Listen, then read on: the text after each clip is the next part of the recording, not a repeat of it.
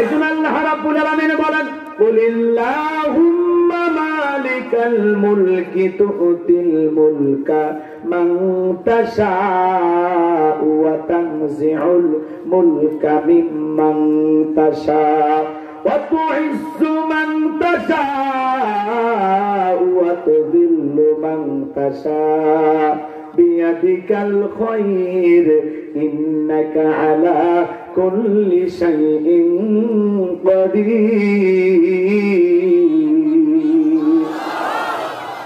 বলেন তো বাজান, রাজত্ব দেওয়ার মালিক কে?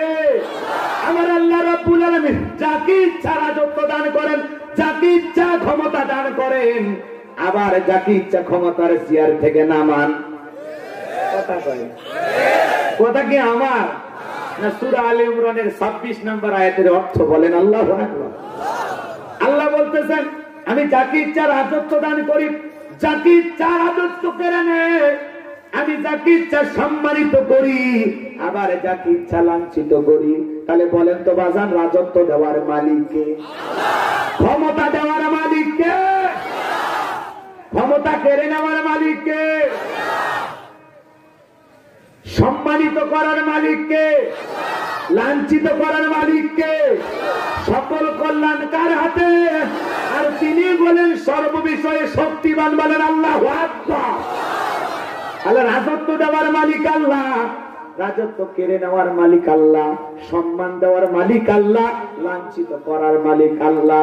এজন্য তো আমরা দেখি কাউকে আল্লাহ ক্ষমতার চেয়ারে বসাইয়া সম্মানিত করে যদি সে সমাজে আদল ইনসাফ প্রতিষ্ঠিত করে, ক্ষমতার চেয়ারে বসে মানুষের কল্যাণে, মানবতার কল্যাণে, ইসলামের কল্যাণে ভালো ভালো কাজ করে, ওই মানুষকে মানুষ শ্রদ্ধা করে স্মরণ করে।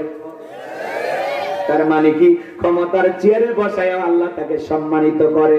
আবার যারা ক্ষমতার চেয়ারে বসে জুলুম করে, অত্যাচার করে, নিরীহ মুসলমান মারে, আল্লাহর জমিনে ফাসাদ সৃষ্টি করে, মারামারি কাটাকাটি হানাহানি সৃষ্টি করে, অনেক ক্ষমতাধরকে আল্লাহ ক্ষমতায় দেওয়ার পরেও জুতার বাড়ি খাওয়ায় ক্ষমতার থেকে বিদায় করে দিয়েছে।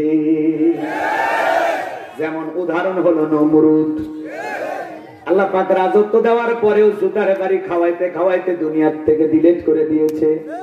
কথা বলে নিজের কর্মচারী ভাড়া রেখে জুতার বাড়ি খাইছে, খালি পেটেও জুতার বাড়ি, ভরা পেটেও জুতার বাড়ি, জুতার বাড়ি খাইতে খাইতে বিদায় ল্যাংড়া মশা দিয়ে আল্লাহ বিদায় করে দিয়েছে। তাহলে আল্লাহ কাউকে ক্ষমতার আসনে বসাইয়া সম্মানিত করে, আবার কেউ বাড়াবাড়ি করলে আল্লাহ তাকে জায়গা মতো ধরে সাইজ করে। কথা বলে ঠিক কিনা? একটু মনোযোগ দেন, একটু মনোযোগ দেন। আল্লাহ পাক কি বলেন? তাবারাকাল্লাযী বিয়াদিহিল মুলকু ওয়া হুয়া আলা কুল্লি শাইইন কাদির। মহামান্বিত সেই সত্তা যার হাতে সর্বময় কর্তৃত্ব, রাজত্ব পাওয়ার ক্ষমতা, তিনি হলেন সর্ববিষয়ে শক্তিমান। তাহলে সকল ক্ষমতার একমাত্র মালিক কে? এই পৃথিবীর জমিনে আল্লাহ পাক চারজন মানুষকে রাজত্ব দিয়েছিলেন পুরো পৃথিবীর। কয়জন? চারজন মানুষকে আল্লাহ পাক পুরো পৃথিবীর রাজত্ব দিয়েছিলেন। বাজার একটু মনোযোগ দিয়ে কথাগুলো শুনবেন। আজকে তো ছোট নেতার গরম এলাকায় থাকা যায় না। মক্কাতেও কিন্তু এরকম ছিল। কোন জায়গায়? মক্কার একজন ছোটখাটো নেতা, একটা গুরুত্বীয় লিডার। কথা কি বোঝেন না? ছোটখাটো একটা গুরুত্বের সর্দার। কথা কি বোঝেন? আমার খুব বোঝেন। এর নাম ছিল আমর, মুহাবির আমর। রসুল হিজরত করে মদিনায় চলে গেছে। মদিনায় গেছে রসুল, রসুলের মতো রসুল দাওয়াতি কাজ চালু রেখেছেন, কিন্তু মক্কার কাফেরদের ঘুম নাই। কি নাই? জোরে বলেন কি নাই? এই মক্কার এই ছোটখাটো নেতা, কথা কি বোঝেন না? এই ছোটখাটো নেতা প্রতিমার সামনে, লাত, হুজ্জা, দেবদেবী, সরস্বতী, এগুলোর সামনে দাঁড়ায় বলতেছে, আমি যতক্ষণ না আব্দুল্লাহর বেটা মুহাম্মদ সাল্লাল্লাহু আলাইহি সাল্লামের কাল্লা না নিতে পারবো, ততক্ষণ আমি এক ফোঁটা পানিও পান করব না। কার কাল্লা নেবে? নবীজির কাল্লা নেবে। নবী কি ওর পাকা ধানে মই দিছে? তোর বাড়িতে কিছু করছে নবী? হ্যাঁ, তাহলে নবীর সাথে এরকম আচরণ কেন করতে চায়? নবীজির মাথা কেন নিতে চায়? নবীর একটাই অপরাধ, কালেমার দাওয়াত দেয়, ইসলামের কথা বলে, মানুষকে তাওহীদের পথে, আল্লাহর পথে দাওয়াত দেয়। কথা বলে ঠিক কি না? ভালো করে বোঝার চেষ্টা করবেন, চোখ কান খোলা রেখে আলোচনা শোনেন। এই মক্কার মহাবীর আমার যখন প্রতিমার সামনে ওয়াদা করলো নবীর কাল্লা না আনা পর্যন্ত এক ফোঁটা পানিও পান করবে না, এই খবর আল্লাহ পাক বিশ্ব নবীর কান পর্যন্ত পৌঁছায়া দিলেন। নবীজি যখন জানতে পারলেন মক্কার মহাবীর আমার কাল্লা নেওয়ার জন্য রওনা করেছেন, কি করা যায় কি করা যায়, নবী সাহাবায়ে কিরামদেরকে বললেন, ও আমার সাহাবীরা, মক্কার মহাবীর আমার মাথা নেওয়ার জন্য রওনা করেছে। বিশ্ব নবীর প্রিয় সাহাবী হযরত ওসমান নরম মানুষ হলো তোমার পক্ষে। ওসমান ডেকে বলে, নবী গো, আল্লাহ পাকের এত বড় নবী আপনি, বিশাল বড় পয়গম্বর, আপনি আল্লাহর কাছে দোয়া করেন, আল্লাহ আপনার দোয়া কবুল করবে। বিশ্ব নবী হযরত ওসমানের কথা শুনে আসমানের দিকে হাত তুলে ধরে দোয়া করেন, আল্লাহ মক্কার মহাবীর আমাকে হত্যা করার জন্য রওনা করেছে, আমার মাথাটা নেওয়ার জন্য রওনা করেছে। ওই আমার কাছে পৌঁছার আগে ওর হাত পা যেন প্যারালাইজ হয়ে যায়। দোয়া করতে দেরি, আসমান থেকে জিবরাইল আসতে দেরি করে নাই, বলেন আল্লাহু আকবার। জিবরাইল এসে বলে, নবী গো, আল্লাহ পাক আমাকে পাঠিয়েছেন, আমার আল্লাহ বলেছেন আমি শুধুমাত্র 2 হাত দোয়া করার জন্য দেই নাই, মাঝে মাঝে জালেম আর বেঈমানদেরকে সাইজ করার জন্য 2 হাতে লাঠিও তুলে নেওয়া লাগবে। বলেন তো সব সময় কি দোয়া দিয়ে কাজ হয়? এই গ্রামের নাম হলো গৌরীপুর, জোরে বলেন কি নাম? মনে করেন এই গ্রামে চুরি বেড়ে গেছে, উদাহরণ দিতেছি কথা বোঝানোর জন্য, রাগ করতেছেন কি? একটু মনোযোগ দেন। মনে করেন চুরি বেড়ে গেছে, প্রতিদিন গরু ছাগল চুরি হয়, সুন্দরী বউ চুরি হয়, গহনাগাটি চুরি হয়, চোরের অত্যাচার এলাকায় টেকা যাচ্ছে না। একজন কি করেছে জানেন? গমস্তাপুর বাজার থেকে 10 কেজি জিলাপি নিয়ে আসা হুজুরের হাতে দিয়ে বলতেছে, হুজুর একটু দোয়া করেন, চোরের হাত থেকে যেন আল্লাহ গ্রামকে হেফাজত করে। হুজুর জিলাপি পাইয়া হাত তুলে দোয়া করে বলতেছে, আল্লাহ চোরের হাত থেকে গৌরীপুর গ্রামবাসীর জানমাল তুমি হেফাজত করো। চোরও হাত তুলে বলতেছে আমিন আমিন আমিন। কারণ চোর কি খালি বাহিরেরই থাকে না, ওই গ্রামের 2-1 থাকে, কথা কয় না। গ্রামের চোর না থাকলে ওই কার বাড়িতে কি আছে, কোথায় কি মাল লুকানো আছে, এই তথ্য দিবে কে? বোঝেননি? তাই বলে এই গ্রামের কে ভাই মন খারাপ করে না, তাই উদাহরণ দিতেছি বুঝানোর জন্য, আমার আবার বিপদে ফেলায় না। এক মাহফিলে ওয়াজ করছি বাদশা মিয়ার নামে, এক লোক মুনাজাতের পরে বলতেছে, হুজুর আমার নামে বাদশা, আপনি আমার নামে এত বাজে বাজে উদাহরণ দিলেন, আমি এই মুখটা কেমনে দেখাবো? এরকম ভাবেন না, জানি ঠিক আছে, আমি এমনি উদাহরণ দিতেছি কথা বোঝানোর আশায়। রাগ করতেছেন মনে হয়? লিল্লাহে তাকবীর। ওমাইন না বাজান, হুজুর যদি জিলাপি, এদিক খেয়াল করে, জিলাপি পাইয়া দোয়া না করে বলতো, এ গৌরীপুরের যুবকেরা শুধু দোয়া করে জিলাপি খাওয়ায়া চোরকে ঠেকাইতে পারবা না। যদি গৌরীপুরের গরু ছাগল টাকা পয়সা ধন সম্পদ বিবি স্ত্রী সন্তান সবকিছুর নিরাপত্তা নিশ্চিত করতে চাও, এই গৌরীপুর গ্রামে ঢোকার 4টা রাস্তা আছে। এই 4 রাস্তার মোড়ে মোড়ে বাংলার লাঠি দিয়া মাগরিব থেকে ফজর পর্যন্ত ডিউটি করতে হবে।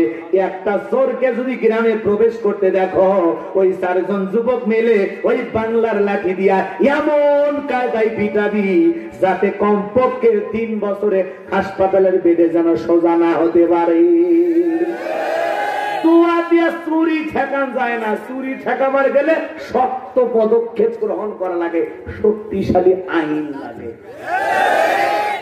কথা বোঝা গেল? সব জায়গায় দোয়া দিয়ে কাজ হয়। জিবরাইল এসে বলে, নবী গো, দোয়া কবুল হবে না। আল্লাহ বলেছে শুধু 2 হাত দোয়া করার জন্য দেই না, মাঝে মাঝে বেঈমানদেরকে সাইজ করার জন্য 2 হাতে লাঠি তুলে নেওয়া লাগবে। নবীজি হাতটা নামাইলেন, দোয়া কবুল হলো না। এইবার নবী টেনশনে পড়ে গেলেন, জিবরাইলকে ডেকে বলে, জিবরাইল কি করা যায়? জিবরাইল ডেকে বলে, নবী গো, আপনার সাহাবীদের মাঝে আপনি ঘোষণা করে দেন, আপনার সাহাবীদের মধ্যে এমন কেউ কি আছে যে ওই মহাবীর আমরের মোকাবেলা করবে? বিশ্ব নবী তখন ডেকে বলে, আমার সাহাবীরা, তোমাদের মাঝে কেউ কি আছে যে মহাবীর আমর আমার কাল্লা নেওয়ার জন্য রওনা করেছে, তার সাথে মোকাবেলা করবা? নবীজির কোন সাহাবী দাঁড়ায় না, হযরত আলী দাঁড়িয়ে গেছে, বলেন আল্লাহু আকবার।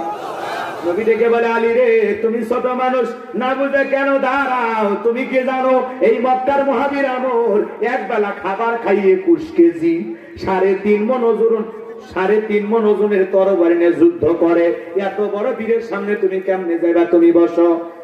বিশ্বনবী দ্বিতীয়বার বললেন, আবার হযরত আলী দাঁড়িয়ে গেছে, নবী দেখে বলে, আলী তোর কি জানে ভয় নাই, বৈশা কর। নবীজি দ্বিতীয়বার বললেন, আবারও হযরত আলী দাঁড়িয়ে গেছেন, বলেন আল্লাহু আকবার। এইবার নবীজি দুইটা হাত বাড়ায় দেখে বলে, আলী রে আয় আয় আমার বুকের ভিতরে আয়। এই কথা বলে নবী হযরত আলীকে বুকের সঙ্গে জড়ায় নিলেন। আর ডেকে বলে, আলী তোর কি মনের মধ্যে একটু জানের মায়া দয়া নাই? এত বড় বীরের সামনে কেমনে মোকাবেলা করবে? তোর কি অন্তরের ভিতর থেকে একটু ভয় কাজ করে না? হযরত আলী ডেকে বলে, নবী গো আপনি শুধু আমাকে দোয়া করে ছেড়ে দেন, ওই জালেম আমর আপনার মুখোমুখি হওয়ার আগে আমি জমিন থেকে বিদায় করে দেব। ইমানের একটা পাওয়ার থাকা দরকার আছে না নাই? যে ইমান প্রয়োজনে জ্বলে ওঠে না, যে ইমান সত্য ন্যায়ের কথা বলে না, যে ইমান অন্তরে নাই, যে ইমান অন্তরে নাই, মুখে ফোটায় কথার কলি, কিভাবে তারে বলো ইমান বলি, কিভাবে তারে বলো ইমান বলি। যে ইমান প্রয়োজনে জ্বলে ওঠে না, যে ইমান সত্য ন্যায়ের কথা বলে না। কথা বলেন ঠিক কিনা? আমার ভাইয়েরা, বিশ্ব নবী তখন চিন্তা করলেন, আলী রে এত বড় বীরের সামনে কি খালি হাতে দোয়া দেওয়া হবে না? উসমানকে ডেকে বলে, উসমান তোমার বাড়িতে কি কোনো তরবারি আছে? হযরত উসমান ডেকে বলে, হুজুর আমি কি জঙ্গি, আজকে তরবারি থাকলেই কি কয়? কথা কয় না, কথা কয় না। হযরত উসমান বলে, নবী গো আমার বাড়িতে একটা তরবারি আছে, 27 ইঞ্চি লম্বা। বলেন আল্লাহু আকবার। আমাদের সমাজে দেখবেন বাজান, তরবারি দেখলেই মানুষ ভয় পায়, আতঙ্ক পায়, আছে না নাই? আজকে মুসলমানেরা, হামাস নেতা ইসমাইল হানিয়া বলেছেন, অচিরেই ইসরায়েলি ইহুদিদেরকে হটায়া ফিলিস্তিনের জমিন মুসলমানদের দখলে আসবে ইনশাআল্লাহ। ওরা 75 বছর ধরে নির্যাতন করেছে, হামাস বাহিনীর বিজয় আর অল্প সময়ের মধ্যেই হবে ইনশাআল্লাহ। ইসরায়েলি ইহুদিরা যখন হামাস বাহিনীরা বিশাল বিশাল সুড়ঙ্গ খনন করে রেখেছে, নবী যেমন খন্দকের যুদ্ধে খনন করে রেখেছিলেন, হামাস বাহিনী সেই তরিকা অবলম্বন করে বিশাল বিশাল সুড়ঙ্গ বানাইছে। ওর ভিতরে যখন ওরা প্রবেশ করতেছে, বাজান গো আমার একটাও জীবন্ত বের হতে পারতেছে না। বলেন আল্লাহু আকবার। হামাস বাহিনী এখন সরাসরি আক্রমণ করতেছে। অচিরেই ফিলিস্তিনের ভূখণ্ড মুসলমানদের দখলে আসবে ইনশাআল্লাহ। হামাস নেতা সরাসরি ইসরায়েলি ইহুদি এদেরকে হুমকি দিয়েছে। নেতানিয়াহু, নেতা কি না, ওই যে নেতা, যে ইসরায়েলি ইহুদিদের মানে মূল নেতা নেতানিয়াহু, বদমাইশ, বুঝলি? সিয়ারা দেখে বোঝা যায় বান্দরের বাচ্চা, মানুষের বাচ্চা না। কথা বলে না কেন? এই ইহুদিরা হলো সমাজের সবচাইতে নিকৃষ্ট জাতি। এদের ভিতরে কোনো মায়া দয়া নাই। ওদের ভিতরে যদি মায়া দয়া থাকতো, তাহলে ফুটান্ত গোলাপের মতো ছোট্ট ছোট্ট নিষ্পাপ ফিলিস্তিনি শিশুদেরকে ওরা হত্যা করতে পারতো না। ওদের জুলুম বাইরে গেছে। ওরা বলে ঠিক কিনা? তো জুলুম নির্যাতন যত বাড়বে, মুসলমানদের বিজয় তত নিকটে। কথা বলে ঠিক কিনা? এই জন্য সময় বেশি দূরে নাই। ওয়াসিরেই ইনশাআল্লাহ হামাস যোদ্ধাদের হাতে, ফিলিস্তিনি মুসলমানদের হাতে ওই ইসরায়েলি ইহুদিদেরকে পরাজয় বরণ করতে হবে ইনশাআল্লাহ। শুধু কি তাই? হ্যাঁ, ইরানের হুতি চেনেন না? এরাও মনে করেন একটা সংগঠন। এদের পক্ষ থেকে 1400 মাইল দূরে থেকে ওরা টার্গেট করে হামলা করছে এবং তারা সফল হয়েছে। বলেন আল্লাহু আকবার। এটা থেকে ইসরায়েলি ইহুদিরা আরো পিছিয়ে আসতেছে। বাপ রে বাপ, যেভাবে মুসলমানেরা হামলা করতেছে, জান নিয়ে বাঁচানো কঠিন হচ্ছে। কথা বলে ঠিক কিনা? আজকেও তাদের কয়েকটা টাঙ্গের উপর এমন ভাবে হামলা করেছে, ধুলির সাথে মিশিয়ে দিয়েছে। শুধু কি তাই, 11 জন না 12 জন ইসরায়েলি ইহুদি সেনাদেরকে তারা দুনিয়ার জমিন থেকে বিদায় করে জাহান্নামে পাঠিয়ে দিয়েছে। বলেন আল্লাহু আকবার। মুসলমানেরা সারা জীবন মার খেলে চলবে না। দেয়ালে পিঠ থেকে গেছে। নিজ ভূমি রক্ষা করার জন্য, নিজেদের বসত বাড়ি, জন্মস্থান, নিজেদের মাতৃভূমি রক্ষা করার জন্য 75 বছর এই ইহুদিদের নির্যাতনের শিকার ফিলিস্তিনি মুসলমানেরা। 75 বছর ধরে। আর হামাসকে বলা হয় জঙ্গি। হ্যাঁ, ইসরায়েল ইহুদিরা হামলা করে মসজিদে, গির্জায়, হাসপাতালে। নিরীহ নারীদেরকে, শিশুদেরকে ৮,০০০-এর উপর বেশি মানুষকে বিদায় করে দিয়েছে, ওরা জঙ্গি হয় না। আর হামাস যখন দেয়ালে পিঠ থেকে গেছে, একটু পাল্টা আক্রমণের জবাব দিচ্ছে, একটু প্রতিবাদ প্রতিরোধ করে তোলার চেষ্টা করতেছে, নিজের দেশের ভূমি রক্ষা করার জন্য, নিজের দেশের নিরীহ মুসলমানদের জানমাল রক্ষা করার জন্য একটু পাল্টা আক্রমণের জবাব দিয়েছে, কয়েকটা ড্রোন মারছে, আর একটু ফাঁকা ফাঁকা জায়গা দেখে একটু গুলি টুলি মারতেছে, বলেন নেই? তখন বলতেছে হামাস হলো জঙ্গি। ও মুসলমানেরা মারলে জঙ্গি হয়, আর তোমরা মারলে কি হয়? দিলে ভাইরা কথা কয় না কেন? এই ইহুদি জাতিরা হলো দুনিয়ার সবচাইতে বড় বড় জঙ্গি, কথা বলে ঠিক কিনা? এরা মানুষ না, এরা পশু। এই ইহুদি জাতির অন্তরে কোনো মায়া দয়া নাই। ওদের টাকা পয়সা আছে, পৃথিবীর ওই পশ্চিমা বিশ্বের সাদা চামড়ার নেতারা একটু টাকা পয়সা দিয়ে, অস্ত্র দিয়ে সহযোগিতা করতেছে, এই জন্য একটু বাড়াবাড়ি করতেছে। কিন্তু ইসরায়েলি ইহুদি সাধারণ জনগণ যারা ওই দেশে বসবাস করতো, সবগুলো গুলিস্তান থেকে ভাগে আসছে, পালায় আসছে। এখন শুধু যে কয়টা বাহিনী আছে, এদের মোকাবেলা করতে পারলে ইনশাআল্লাহ বিজয় নিশ্চিত। আল্লাহ কবুল করেন, জোরে বলেন আমিন। আরো জোরে বলেন আমিন। কি ফিলিস্তিনের মুসলমানের বিজয় চান না? একটু একটু দোয়া করেন, দোয়া করেন। আমরা তো যেতে পারবো না, কিন্তু যাওয়ার তামান্না আছে, কথা বলে না কেন? এদেশের লক্ষ লক্ষ লক্ষ যুবক রেডি হয়ে আছে। যদি আমাদের মসজিদ বাইতুল মুকাদ্দাস রক্ষা করার জন্য, মুসলমানদের প্রথম কেবলা মসজিদুল আকসা রক্ষা করার জন্য, আর ফিলিস্তিনি নিরীহ মুসলমানদের সাহায্য করার জন্য যদি বর্ডার খুলে দেওয়া হয়, ফিলিস্তিনি পর্যন্ত পৌঁছানোর ব্যাপারে নিশ্চিত করা হয়, এদেশের লক্ষ লক্ষ যুবক তৈরি হয়ে আছে জীবন দেওয়ার জন্য, কথা বলে দিচ্ছে।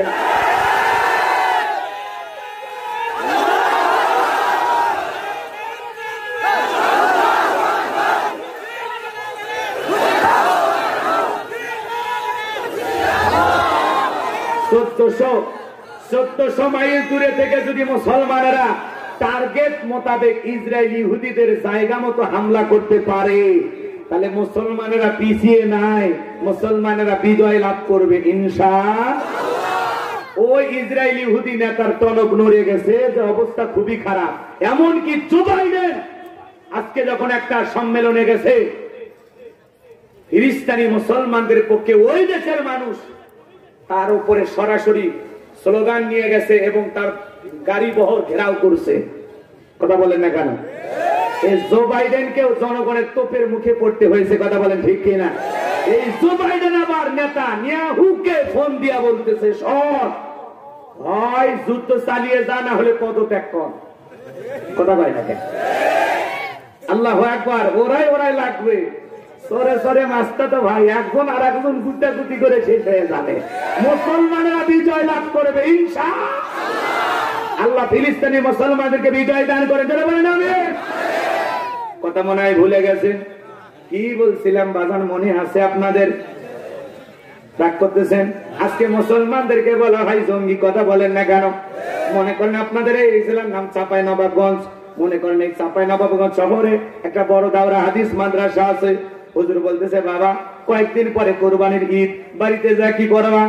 যদি এই শহরের মধ্যে অনেক ধনী মানুষ আছে, এদের গরু যদি একটু জবাই করে দেওয়া হয়, হাদিয়াও পাওয়া যাবে, চামড়াটাও মাদ্রাসায় দেবে।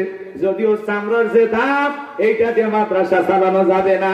ওই জালেমেরা সিন্ডিকেটের মাধ্যমে গরুর চামড়ার দাম কমায় দিয়েছে। ওরা মনে করেছে চামড়ার টাকা দিয়ে মাদ্রাসা চলে। না না, এদেশের জনগণের পকেটে আল্লাহ টাকা দিয়েছে মাদ্রাসা চালানোর জন্য। এদেশের জনগণের টাকা দিয়ে নবীর ঘরে মাদ্রাসা চলে, কথা বলে ঠিক কিনা? খালি চামড়া বাসা টাকা দিয়ে চলে না। গরুর দাম 2 লাখ, চামড়ার দাম 200। কি সিন্ডিকেট বোঝেন? কি সিন্ডিকেট? জুতার দাম কমছে। আগে যে জুতা 300-500 টাকা পাওয়া যেত, সেই জুতা এখন 1500, 2000।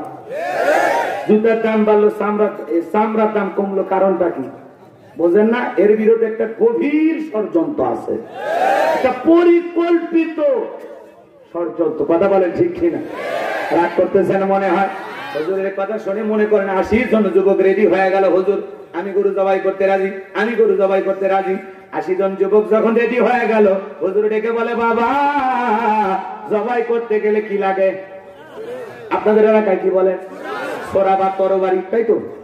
ছুরি, চাকু, কি বলে? ছোরা। আপনারা বলেন ছোরা আপনাদের আঞ্চলিক ভাষায়, আমাদের গাইবান্ধায় চাকু বলে, ছুরিও বলে। আচ্ছা যাই হোক, এই ছোরা বুঝতে পারছেন তো? হুজুর এইবার কামারের কাছে অর্ডার দিয়ে 80টা ছোরা বানাইছে। বানানোর পর কুরবানির আগের দিন, ভালো করে শোনেন, কুরবানির আগের দিন হুজুর বলতেছে, বাবা যেইটা নিবা ওইটা নিয়ে একটু বালু দিয়ে কি করো, ধার দাও, রেডি করো। আপনারা কি কুরবানির আগের দিন এরকম করেন না? ঘষাঘষি করেন তো? করেন তো?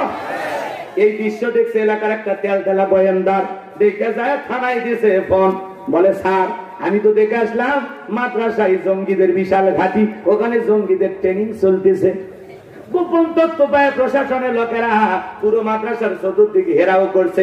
এইবার এসে বলে, ও হুজুর আমরা গোপন তথ্যের ভিত্তিতে সংবাদ পাইয়াছি এই জায়গায় নাকি জঙ্গিদের ট্রেনিং চলতেছে। কোথায় গেল জঙ্গিরা? বলতেছে না এরকম ঘটনা তো মাদ্রাসায় ঘটে না। হ্যাঁ ঘটনা, পুরো মাদ্রাসা সার্চ করো।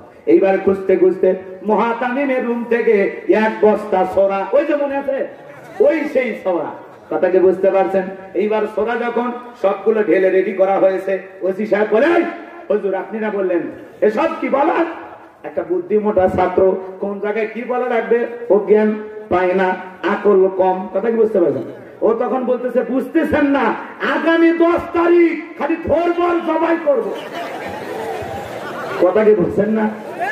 ওই বুদ্ধিমোটা ছাত্র বলতেছে, আগামী 10 তারিখ রক্তের বন্যে বয়ে যাবে, রক্তের বন্যে, কথা কি বুঝতে পারছেন আপনারা? এইবার ওসি সাহেব মতামিম ধরো, গ্রেফতার করো। মতামিম বলতেছে, ও ওসি সাহেব থামেন থামেন, আপনি কি ভুলে গেছেন? কি আপনি মুসলমান না? হ্যাঁ মুসলমান। আগামী 10 তারিখ কি? কি 10 তারিখ বলেন? আগামী 10 তারিখ হলো পবিত্র ঈদুল আজহা। এই ছেলেটার বুদ্ধি কম, বলা লাগবে একভাবে, বলেছে আর একভাবে। এ বুঝাইতে চাচ্ছে কুরবানির গরু ছাগল ধরবে আর জবাই করবে। তখন বলছে, ও ঘটনা এই জন্য বাবা চোর ডাকাত ধরেন সমস্যা নেই, তাদের নামে মামলা আছে সমস্যা নেই, কিন্তু ভালো মানুষ ধরে তারপরে চিন্তা ভাবনা করে এই হুজুর কোন অপরাধে ফাঁসানো যায়। কথা কন না কাবলা, কোন হুজুর মদের বোতল সহ গ্রেপ্তার হয়েছে দেখছেন? কি দোষ? কোন দোষ আছে? বউ নিয়ে ঘুরলে তো কাবির না, মানে তো দাদার আছে, তো দাদা যে তো দাদি বিয়ে করছে, ওটা কি আসল দাদি না নকল দাদি জানিস? হুজুরের বউ বেশি হতে পারে, কিন্তু বাংলাদেশের কোন হুজুর ধর্ষণকারী হতে পারে? কথা বলেন, রাগ করেন না, রাগ করেন না। সামনের দিকে যায়, কষ্ট হচ্ছে আপনাদের মনে না? সামনের দিকে যায়, কোন কথা বলছিলাম মনে হয় ভুলে গেছেন? কি এজন্য মনে রাখবেন, বাংলাদেশের কোন মাদ্রাসায় জঙ্গিদের আস্থানা নাই।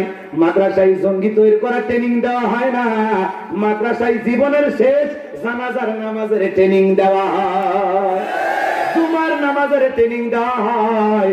এদেশের আদর্শ নাগরিক তৈরি করা হয় মাদ্রাসা থেকে।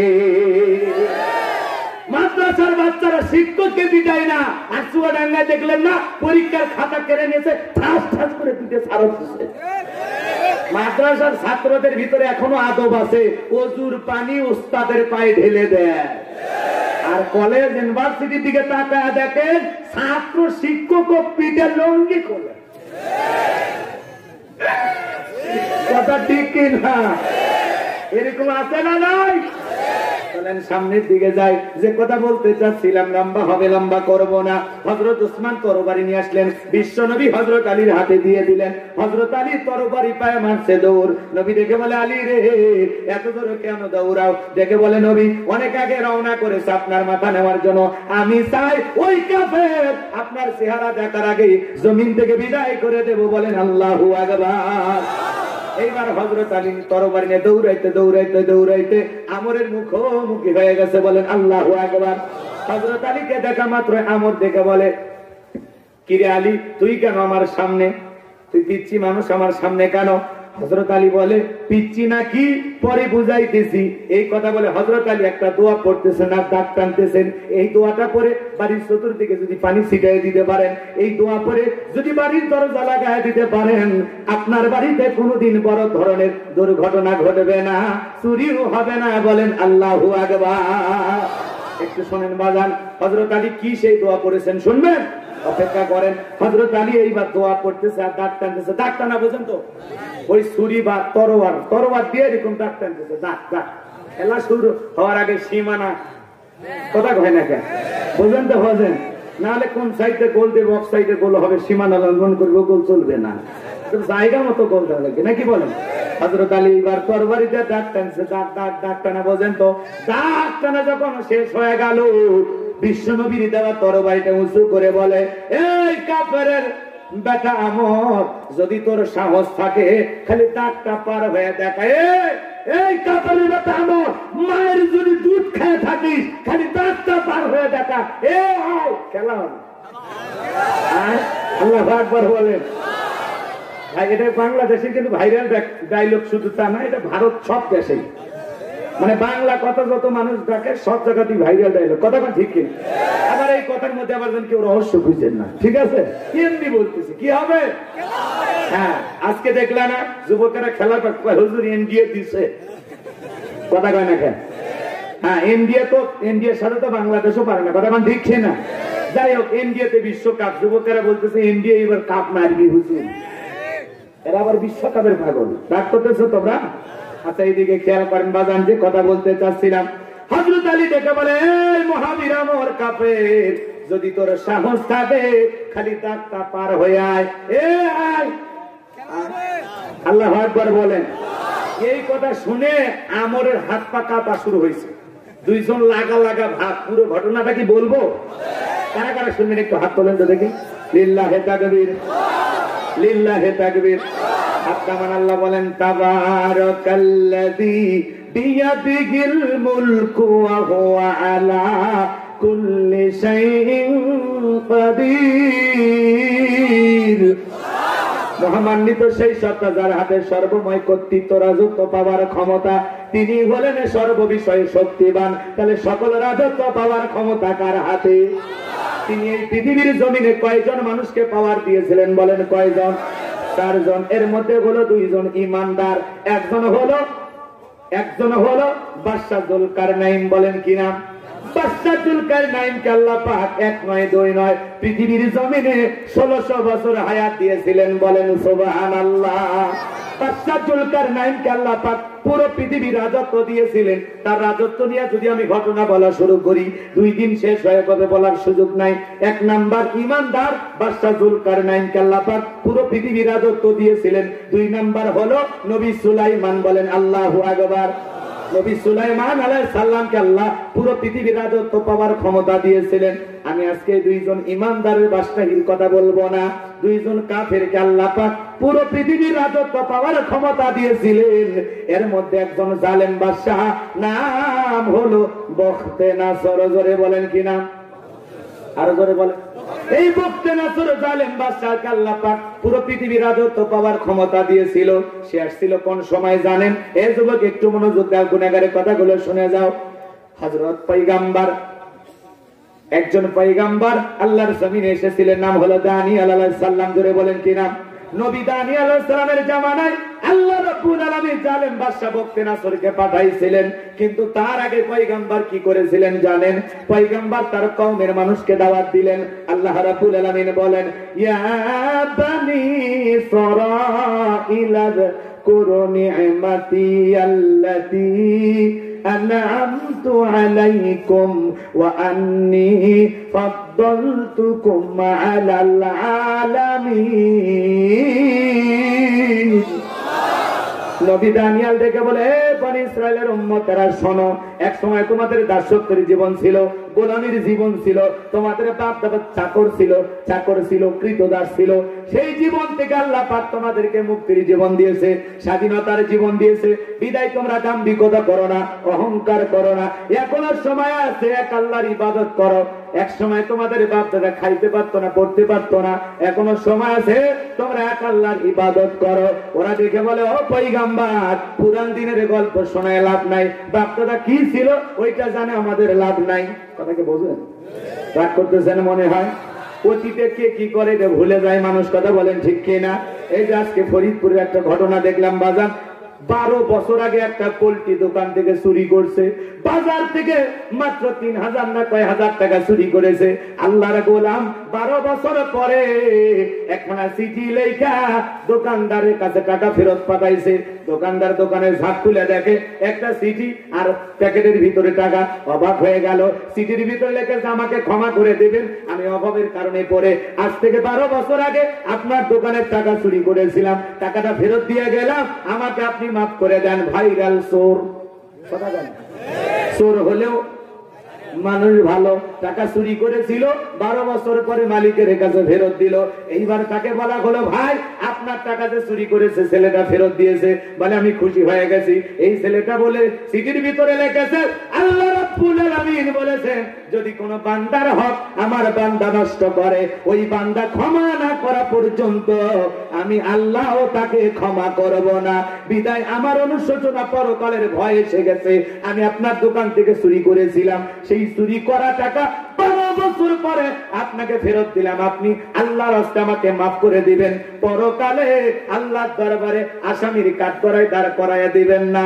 এই দোকানদার মানুষটা ভালো, মাথায় টুপি আছে, মুখে দাঁড়িয়ে আছে।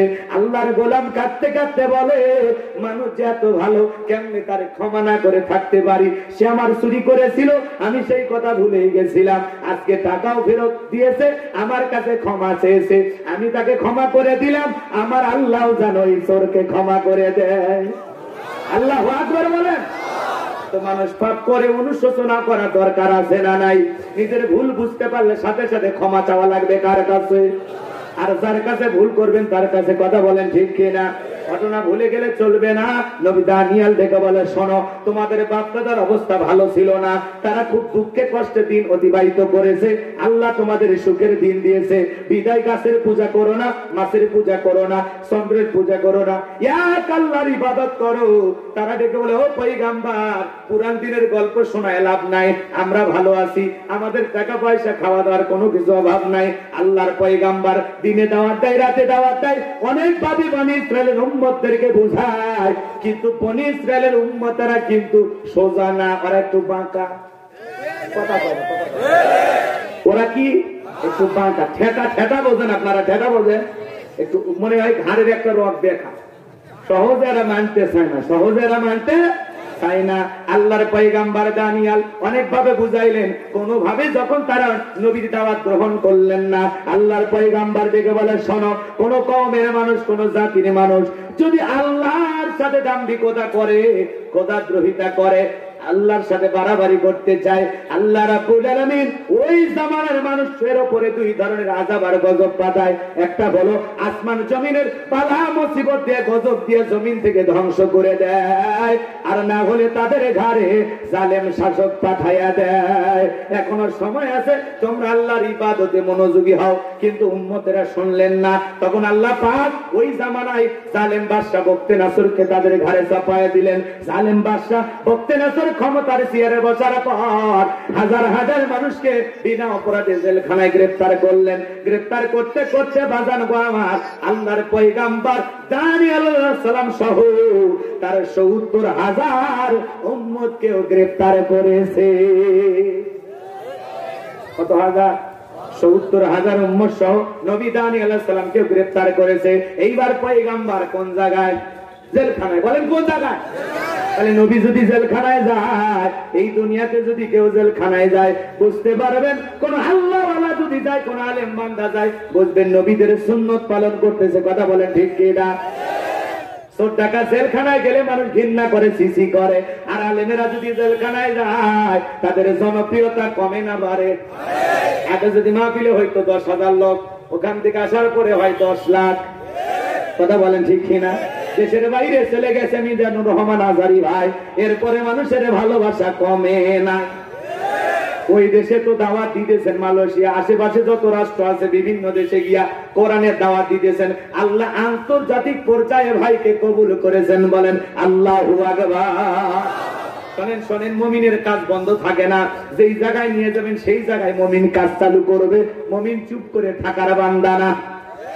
একটু শোনেন বাজান, এইবার নবী দানিয়েল ডেকে বলে, কি ব্যাপার কি ব্যাপার, আজকে কেন তোমরা জেলখানায়? আমি তো এই দিনের ভয়ে তোমাদেরকে দেখাইছিলাম, যখন তখন আযাব গজব ভাগ্যে চাপতে পারে।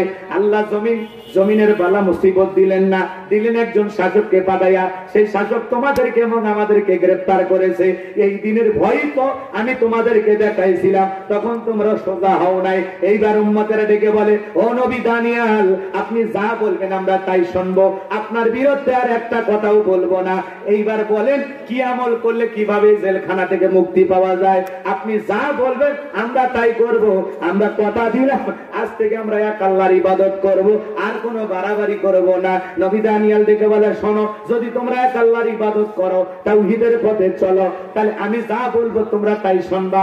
৭০,০০০ উম্মত বলে আমরা রাজি হয়ে গেলাম। নবী দানিয়েল ডেকে বলে, শোনো, রাত ১২টার পরে আমি যখন তোমাদেরকে বলবো আল্লাহ বলে ডাক দেবো, একটা চিৎকার মারবো, আল্লাহ বলে ডাক দেবো, ডাক দেওয়ার সাথে সাথে তোমরা ঘুম থেকে জাগ্রত হইবা।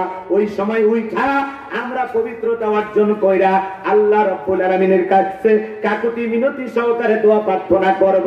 একমাত্র আল্লাহই পারে এই জালেমের জেলখানা থেকে মুক্ত করতে, বলেন আল্লাহু আকবার। রাত ১২টার পরে নবী দানিয়েল সাল্লাম আল্লাহ বলে ডাক দিয়েছেন। হাজার হাজার উম্মতেরা জাগ্রত হয়ে আল্লাহ বলে ডাক দিয়েছেন। এইবার কাকুতি মিনতি সহকারে আল্লাহর কাছে দোয়া প্রার্থনা করে বলে, আল্লাহ, আমার উম্মতেরা ভুল করেছে, নিজেদের ভুল বুঝতে পেরেছে, তারা এখন থেকে এক আল্লাহর ইবাদত করবে। তারা ওয়াদা দিয়েছে তারা আর গুনাহের কাজ করবে না, আর পূজা করবে না, আর দাম্ভিকতা করবে না। আজ থেকে সবাই আপনার গোলামি করবে। আল্লাহ গো, আমার উম্মতের আমার কাছে অনুরোধ করেছে আপনার কাছে দোয়া করার জন্য। মনে রাখবেন বাজান, একটা মায়ের অন্তরে সন্তানের জন্য যেমন মায়া থাকে, নবীদের অন্তরে উম্মতের জন্য তার চাইতে বেশি মায়া থাকে। এবার নবী দানিয়েল কেঁদে কেঁদে বলে, আল্লাহ, আমার উম্মতেরা ভুল বুঝতে পেরেছে, আপনি আমার উম্মতদের ক্ষমা করে দেন। আল্লাহ, তাদের ঈমানকে আপনি কবুল করে নেন, আর ওয়াসির এই জালেমের জেলখানা থেকে আপনি মুক্ত করার ব্যবস্থা করে দেন। আমার আল্লাহ আসমান থেকে ডেকে বলে, ও নবী দানিয়েল, আর কাঁদতে হবে না, দোয়া আসমানে কবুল হয়ে গেছে। আমি আল্লাহ পাক ওয়াসির এই জালেমের জেলখানা থেকে তোমাদের মুক্ত করার ব্যবস্থা করে দেব, বলেন আল্লাহু আকবার।